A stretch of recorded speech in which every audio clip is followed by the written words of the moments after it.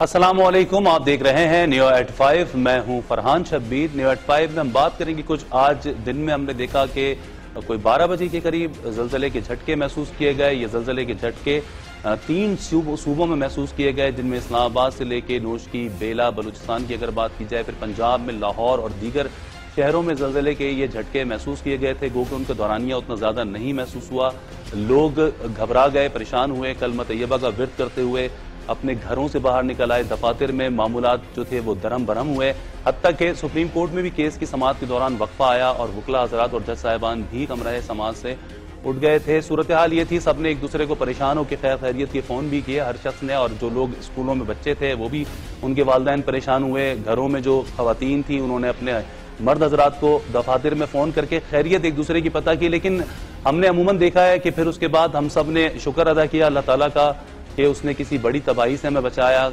बलूचिस्तान में एक बच्ची उससे जहां बाक हुई है, 4-5 बच्चे उससे जख्मी हुए हैं। स्कूलों के अंदर भगदड़ की वजह से केपी के अंदर अगर देखा जाए वहां पे 3-4 लोग, इसमें गो कि इतना बड़ा ये जलजले का झटका नहीं था।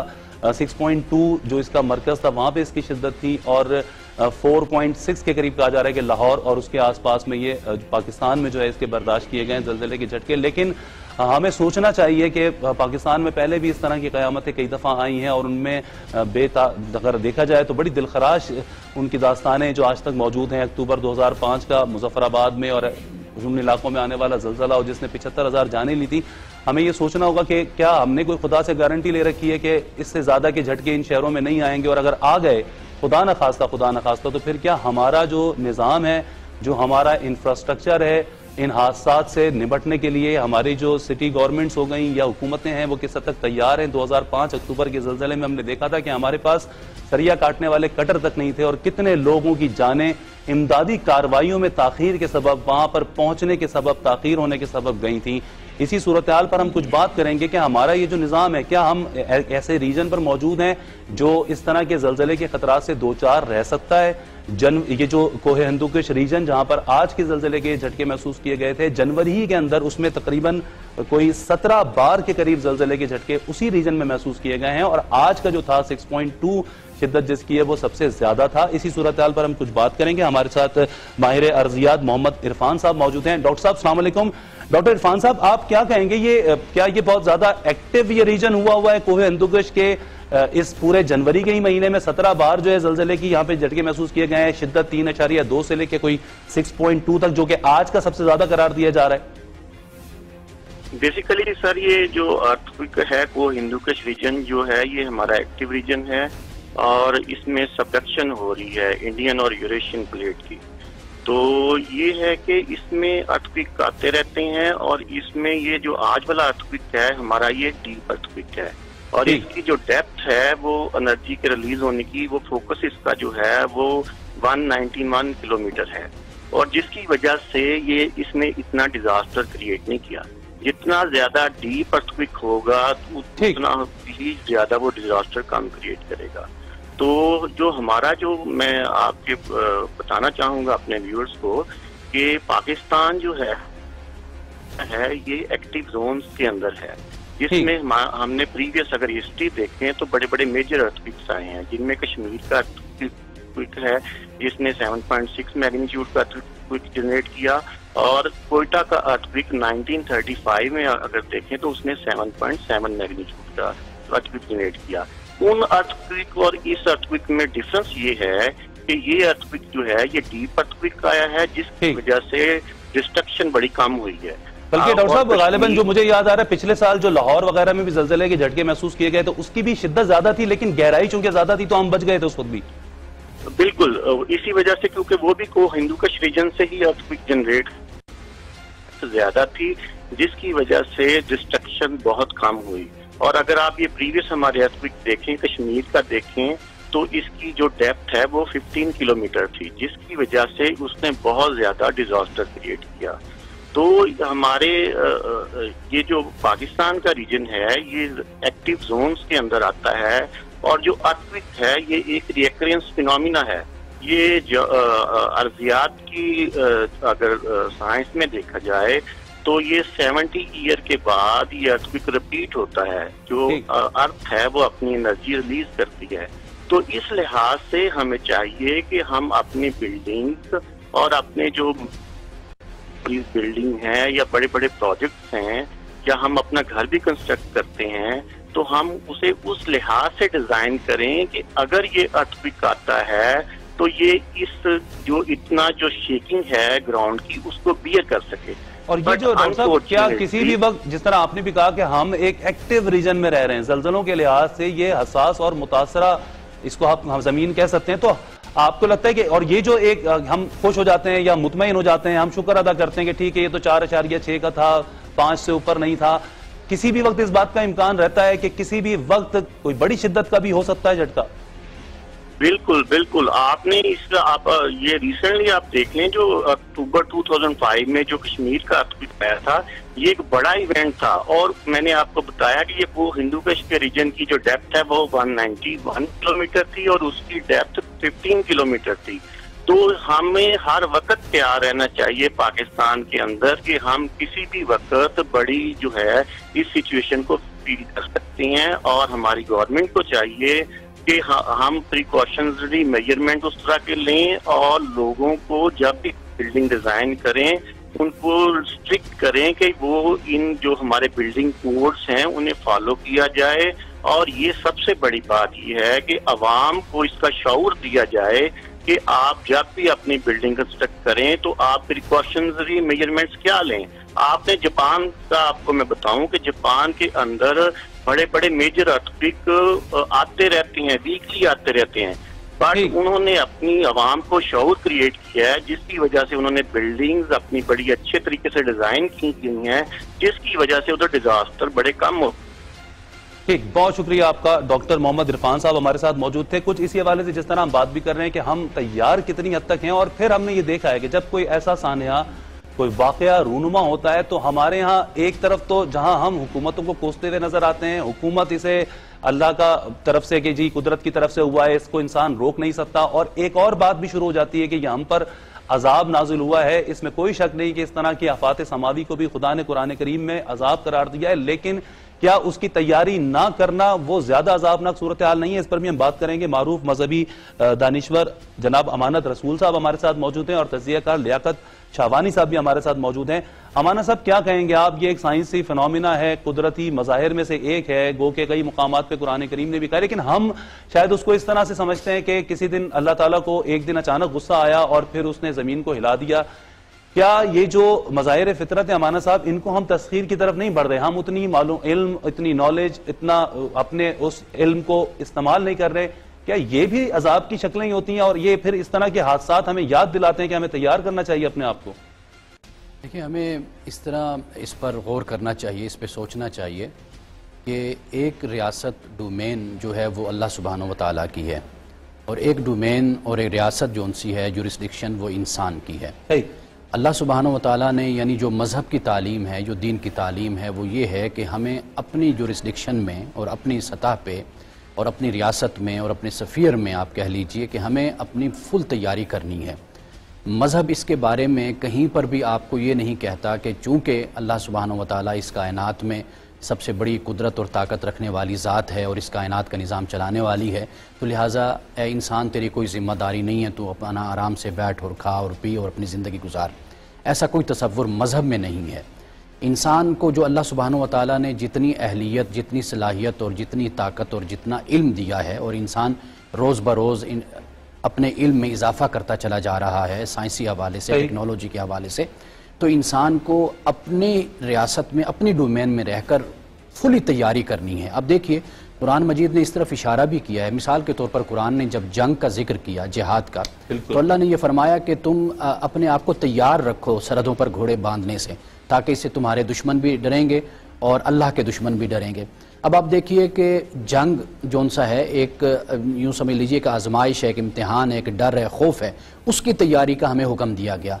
गोया कि इससे हम ये बात समझ सकते हैं कि वो जो आने वाले हादिसात हैं, आफात हैं, मुसीबतें हैं, हमें उसकी भी तालीम दे दी गई कि भाई उसके बारे में भी आप मुकम्मल तौर पर एक्टिव रहें और मुकम्मल तौर पर आप तैयारी मतलब अपने इल्म को पहले उस मुकाम पे लेके जाए, फिर अगर कोई इस तरह का हादसा होता है और उस इल्म के ऊपर आप थे लेकिन फिर भी उससे नहीं निकल पाए, तो फिर तो चले इंसान सब्र करे। हम तो बिल्कुल इस वक्त किसी मुकाम पे ही नहीं है, हम ना साइंस को इस्तेमाल कर रहे हैं ना टेक्नोलॉजी को इस्तेमाल कर रहे हैं। जी, कुरान मजीद में है कि कोई भी शख्स अल्लाह के हुक्म के बगैर कोई भी इंसान को नुकसान नहीं पहुंचा सकता। तो ये तो अल्लाह की ज़ात पर हमारा ईमान और यकीन है कि अल्लाह सुब्हानहू व तआला इस कायनात के निज़ाम को चला रहा है। जो तकलीफ़ और जो अज़ियत आती है वो अल्लाह सुब्हानहू व तआला इंसान पर भेजता है उसकी आजमाइश और उसकी इम्तिहान के लिए। कुरान मजीद ने इस तसव्वुर को भी बयान कर दिया है कि हमने जो ज़िंदगी और मौत दी है ये इसलिए ताकि हम ये देखें अय्युकुम अहसनु अमला, तुम में से ज़्यादा अच्छे काम कौन करता है। इसमें तो कोई शक नहीं है कि अल्लाह सुब्हानहू व तआला के ही हाथ में दस्ते कुदरत में सारा निज़ाम है, लेकिन हमारे लिए इस बात का हुक्म है कि हम अपनी तरफ से मुकम्मल तौर पर तैयारी रखें। जिस तरह हम जंग की और जिहाद की तैयारी रखते हैं, इस तरह जो आफात और मुसीबतें हम पर आनी हैं उसकी भी मिसाल के तौर पर आप देख लीजिए, दुनिया ने इसके लिए तैयार किया अपने आप को। जापान की जो सरजमीन है वो सबसे ज़्यादा आफात की और जलजलों की जमीन है। आप देखिए उन्होंने किस तरह अपने आप को 7 की शिद्दत के जलजले तो उनके बिल्डिंगें आराम से बर्दाश्त कर लेती हैं। अच्छा, लियाकत शाहवानी साहब भी हमारे साथ मौजूद है, मैं उनको भी शामिल गुफ्तगू करना चाहूंगा। लियाकत साहब, क्या कहेंगे आप? हम अमूमन चूंकि इस तरह के वाकयात होके गुजर जाते हैं, हम भी शुक्र अदा करते हैं अल्लाह ताला का कि अल्हम्दुलिल्लाह कोई नुकसान नहीं हुआ, कोई से किसी किस्म का सानिया नहीं रोनुमा हुआ। लेकिन जब सानिया रोनुमा होता है तो फिर हम सर पकड़ के बैठते हैं कि ये क्या हो गया, और उससे निपटने के लिए तो हमारे पास वसाइल ही नहीं। आपको लगता है कि अगर इस तरह को कोई वाकया सानिया खुदा न खास्ता रोनुमा हो, हमारी क्या तैयारी होगी उसके ऊपर? 2005 के जलसले से भी हमने कोई सबक सीखा? नहीं, मेरे ख्याल हमने न सबक सीखा है और न आइंदा इस मूड में है। हमारे उलमा कराम भी मजहबी तावीलें वही पेश करते हैं, वही भी अहादीस शरीफ से वही फतवे पेश करते हैं जो उनके मखसूस मकासद को जो है उस वक्त एड्रेस कर रहे होते हैं। तैयारी भी हमने ज्यादा उलमा कराम ने जिहाद और किताल की तैयारी में तो अक्सर रहते हैं, लेकिन इस मामले में कि कोई अगर इस तरह कुदरती हादसा पेश आ जाए तो उसकी तैयारी हम नहीं करते। 2 किस्म के डिजास्टर हैं, एक नेचुरल है, एक मैन मेड है। मैन मेड डिजास्टर यही है, खुदकुश हमले हैं, धमाके हैं, कत्लो गारत है, लूट है, चीन है, मतलब जो डाके पड़ते हैं, ये मैन मेड डिजास्टर है। इसमें मेरे ख्याल हम काफी बहुत आगे चले गए हैं, बड़े एक्सपर्ट हो गए हैं। अब कुदरती आफात जो आते हैं मजहबी बुनियादों पे अल्लाह तबारक व तआला यकीनन कायनात का जो कुछ भी होता है एक पत्ता भी अल्लाह के हुक्म के बगैर नहीं हिल सकता। और ये अकायद जो है न सिर्फ आलम इस्लाम बल्कि पूरे दुनिया के मज़ाहिब में ऐसे ही तसव्वुरात पाए जाते हैं। लेकिन मगरब ने इन तसव्वुरात के साथ साथ अपने इस तरह के जितने भी वाकयात या हादसात होते हैं उनको मैनेज करने के लिए प्रॉपर इदारे बनाए हैं और अपने लोगों को तरबियत देते हैं, इंस्टीट्यूशंस उनके बने हुए हैं।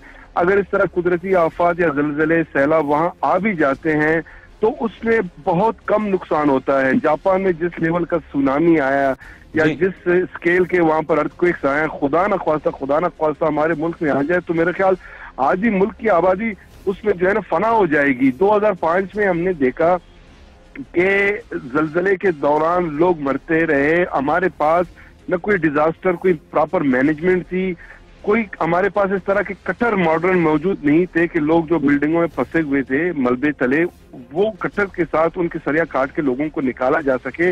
हमारे पास हेलीकॉप्टर उस किस्म के नहीं थे और trend human labour, human skills हमारे पास नहीं है, HR हमारे पास उस किस्म की नहीं है। और हम ये जानते हुए कि जो हमारा खित्ता है ये फॉल्ट लाइन पे है, इसमें कभी भी जलजले आ सकते हैं।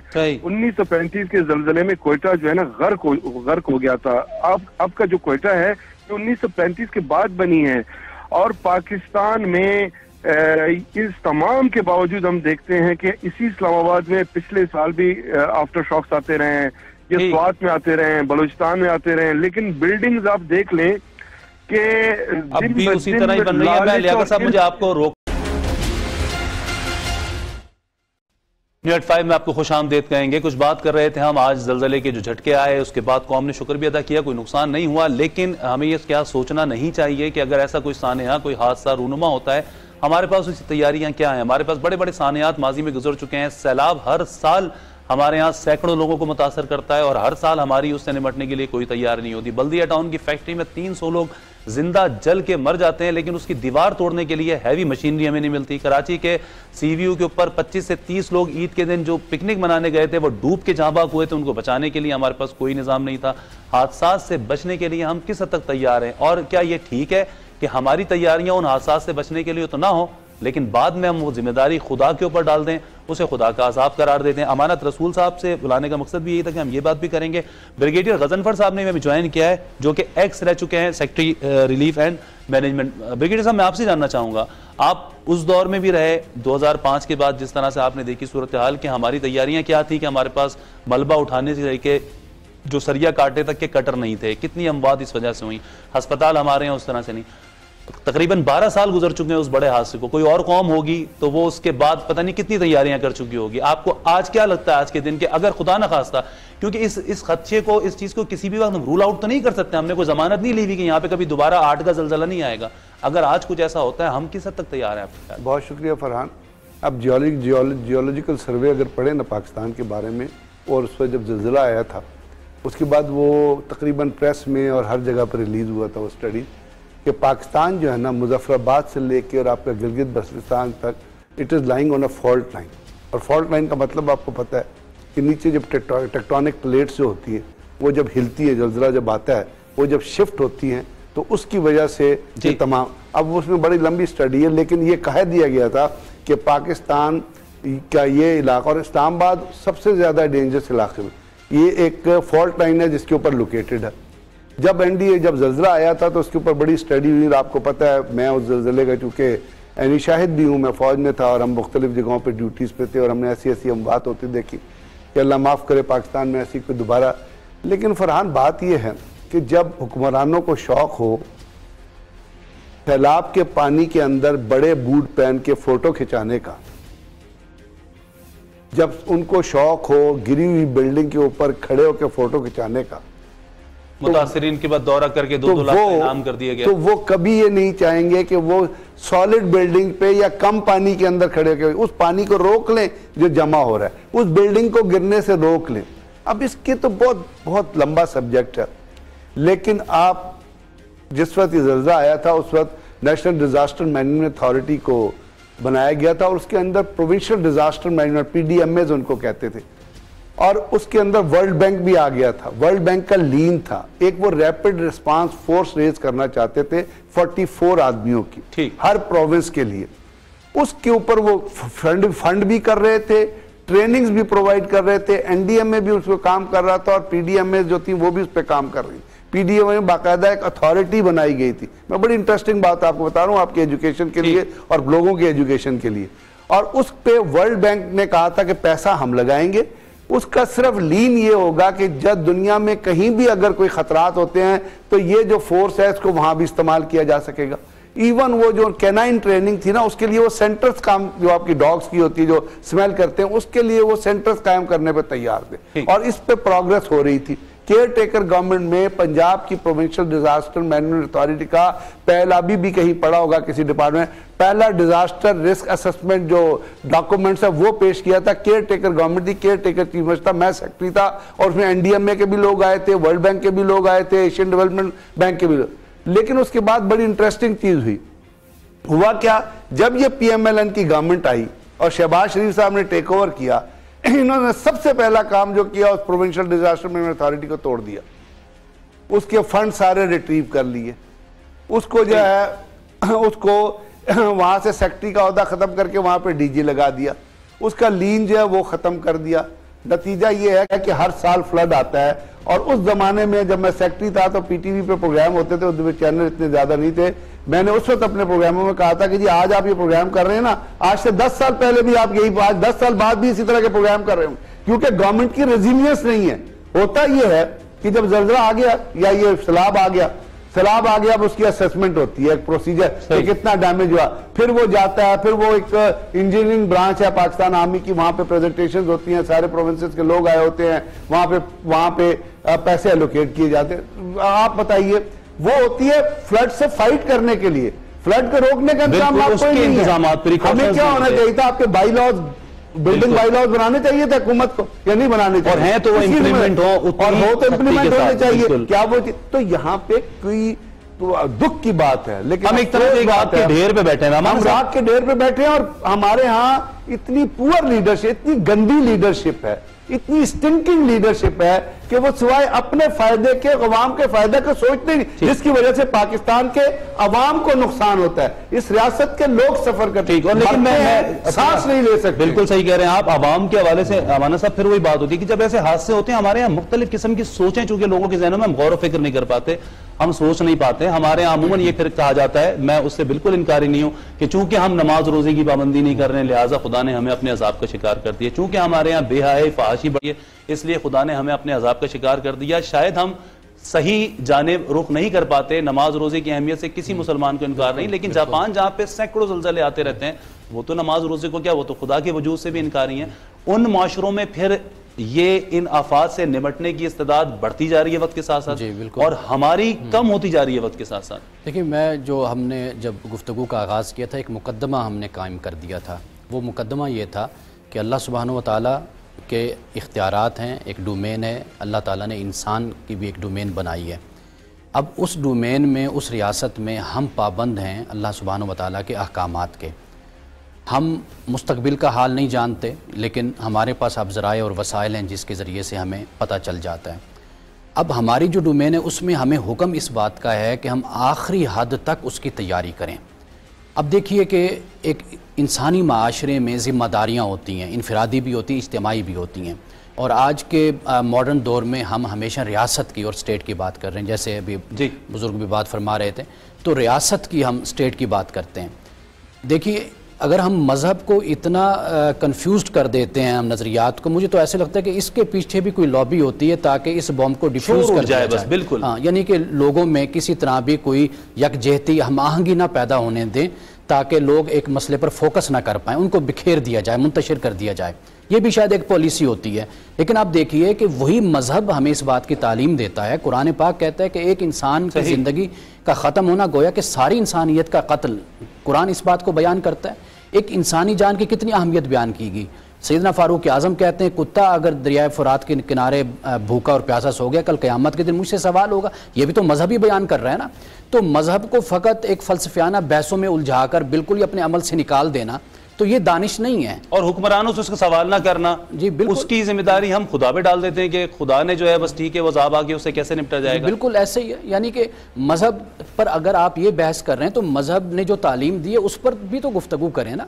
मजहब ने हमें जिम्मेदार ठहराया है बहसियत। मतलब पहले जो हुजूर की हदीस है कि पहले अपने ऊंट को नकील बांधो, फिर उसके बाद अल्लाह पे तवक्कल करो, तो रियासत का भी यही होना चाहिए कि पहले वो हादसा से निपटने की तैयारियां करे। असल तालीम ही यही है इस्लाम की।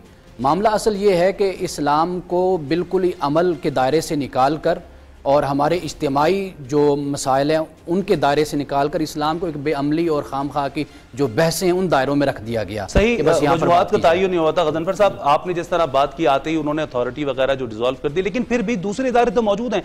फायर ब्रिगेड का महकमा किस हाल पे मौजूद है? क्या हम देखते हैं कि एक बिल्डिंग की आग नहीं बुझाई जाती? हमारी कौम ये क्यों तकाजा नहीं करती हुक्मरानों से भी कि भाई ऐसे इदारे क्यों नहीं बन रही, अब तक क्यों इतने डेवलप नहीं हुए कि अगर खुदा न खास्ता कोई ऐसा हादसा हो जाए तो हम सब जख्मियों की तरह, हमारे बच्चे जख्मियों की तरह करा रहे होंगे, उठाने वाली एम्बुलेंस तक नहीं होंगी। फरहान, बात यह है कि सारी बात होती है प्रायोरिटी की, और प्रायोरिटी जो होती है हुकूमत वक्त सेट करती है, और वो प्रायोरिटाइज होता है आपके जिसको आप एक मिलिट्री टर्मिनोलॉजी में थ्रेट परसेप्शन कहते हैं, कि आप थ्रेट एनविसेज करते हैं कि क्या थ्रेट आपको क्या क्या आ सकते हैं। जैसे फ्लड एक फिनोमेना है, तो फ्लड में हमारे जो मुख्तलिफ दौर में जो कायदीन आए हैं, लीडरान आए हैं, चाहे वो गवर्नमेंट या वो मिलिट्री से दे, उनको करना क्या चाहिए था? एक सिर्फ आपको चीज़ की जरूरत, सिर्फ एक चीज़ की जरूरत थी, वो फरहान, सिर्फ एक चीज़ की जरूरत थी। आपने काला बाग डैम बनाना था, आपका फ्लड ही ना आता। नारो आपका अपना पंजत ये पानी चलता है आपके सियालकोट से नारोवाल से, जो यहाँ पे रिवर एंटर होते हैं, क्योंकि तमाम कैचमेंट एरिया तो इंडिया में, और वो पानी चलता हुआ पानीनाथ से होता हुआ उसी स्पीड से, उसी फरोस्ट्री से चलता हुआ वो जाके गिरता है अपना वहाँ पे अरेबियन सी में। अब आप बताइए, तमाम इस पानी को रोकने का अगर कोई इंतजाम होता तो आपको फ्लड आता?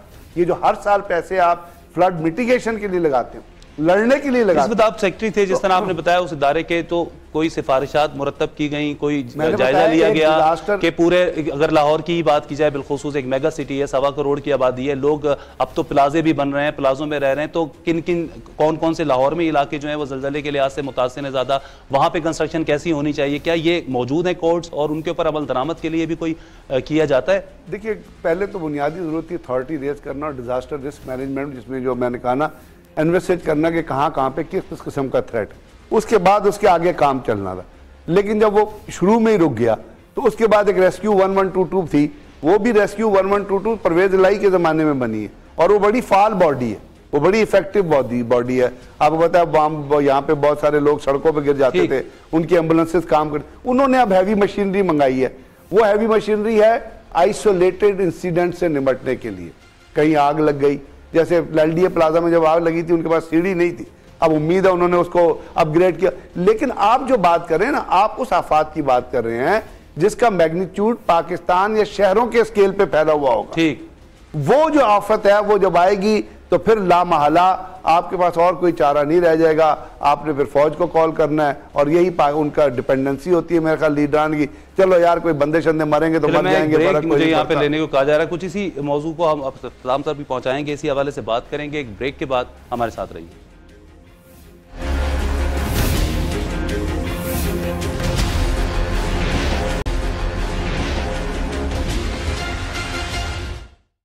न्यूज़ 5 में आपको खुशामदीद कहेंगे। जिस हवाले से हम बात कर रहे थे जलजले और उसके साथ हमारी निपटने की क्या हिकमत मिली है, तो गजनफर साहब आप क्या देखते हैं कि अगर आज भी हम कोई कोशिश करें तो कितना टाइम हमें लगेगा? कि हमें कम से कम अब तो सोचना चाहिए कि इस तरह के हादसा निपटने के लिए कुछ हद तक तो हम तैयार हो कि 20% डैमेज को कंट्रोल कर लें। फरहान, इसमें दो चीजें, एक शॉर्ट टर्म मेजर्स है, एक लॉन्ग टर्म मेजर्स है। लॉन्ग टर्म मेजर्स वो हैं जिसकी आप बात कर रहे हैं कि आप तमाम की तमाम चीजों को वेस्टर्न कंट्रीज की तरह लिंकेज करें, जिसमें आपके सड़क के बाईलॉज हों, बिल्डिंग्स के बाईलॉज हों। जैसे आपने जापान की मिसाल दी, अब जापान में अगर आप जाएं तो वहां पे वो आपको बताते हैं कि हमने अपनी बिल्डिंग्स के नीचे वो लगा ली, शॉक ऑब्जर्वर लगाए हुए कि बिल्डिंग इस तरह हिलती है, इस तरह हिलती है, वो गिरती नहीं है।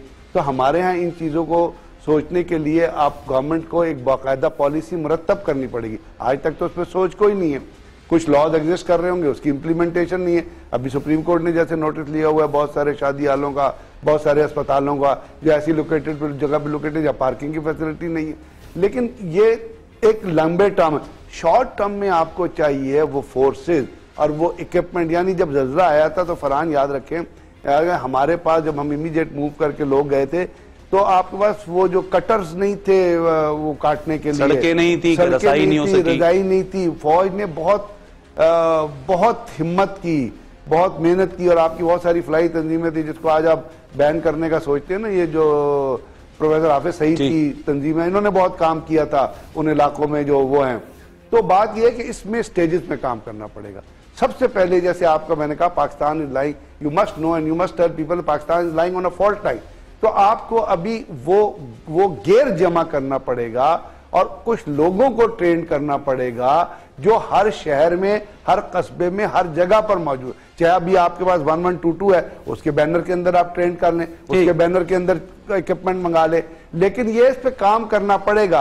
अगर यही पे काम करना पड़ेगा हमारे साहब, हमारे जो मतलब मजहबी तबकात हैं, उलमा, उनको भी क्या आप समझते हैं कि उनको चाहिए कि आवाम को वो भी इस तरह का शऊर दें कि इस तरह की आफात गो के खुदा की तरफ से होती है, लेकिन हमें उनकी तैयारियों के लिए तैयार रहना चाहिए और अपने हुक्मरानों से सवाल करना चाहिए, ना कि हम इसे अल्लाह की तरफ मनजानिब करके बैठ जाते हैं सब्र करके। हुक्मरानों से फिर कोई नहीं पूछता, उनके पास भी यही दलील होती है कि खुदा की तरफ से हुआ, हम क्या कर सकते हैं। देखिए, ये दलील तो उनके हक में जाती है ना जी, उन्होंने तो ये दलील पेश करनी है, लेकिन मामला ये है कि हमें बहसियत कौम इस पर सोचना है।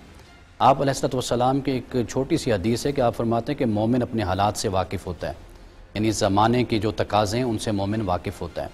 मैं यही हमेशा कहता हूँ कि जो हमारे ख़ास तौर पर जुमा का जैसे खुतबा होता है उस पर अवेयरनेस लोगों को दी जानी चाहिए। हमें इतने बड़े अल्लाह सुब्हानहू व तआला ने मौक़े हमें दिए हैं, जुमा का है, नमाज का है, हम ख़ास एक टिपिकल जो मसाइल हैं हमारे, हम उससे बाहर ही नहीं निकल पाते। आवाम भी अपने लीडरों से पूछें कि आप क्या कर रहे हैं, इस तरह का अगर कोई हादसा होता है, सानिया होता है, तो हम कैसे बचेंगे। ऑब्जर्वर एक छोटी सी चीज़ कहना चाहूँगा और वो सोचना चाहिए। हम उमूमन जैसे भाई ने बात की और बड़ी अच्छी बात की कि आपका जुमे का खुतबा अवेलेबल है बाकी जगह, लेकिन मेरा ऑब्जर्वेशन ये है कि हम उन खुतबों में माजी को गिना रहे होते हैं। ठीक, हाल की बात नहीं माजी होती है, माजी हमारा रिच है, इस्लामी ट्रेडिशंस हैं, लेकिन हाल हमारा बदहाल है। हज़रत उमर के लॉज जो हैं वेस्ट में पढ़ाए जा सकते हैं बहुत शुक्रिया उमर राज के तौर पे, तो यहाँ क्यों नहीं मुस्तकबिल में देख आपका। अमानत रसूल साहब हमारे साथ मौजूद थे, ब्रिगेड गजनवी साहब, बहुत शुक्रिया आपका। हमने कुछ बात करने की कोशिश की कैसे हादसात और वाकयात और सानियात अगर कभी रूनुमा होते हैं तो हम उनसे निपटने के लिए किस हद तक तैयार हैं। न्यूज़ 5 का वक्त अपने इख्तिताम को पहुंचता है, मुझे इजाजत दीजिए, कल आपसे मुलाकात होगी। खुदा हाफिज।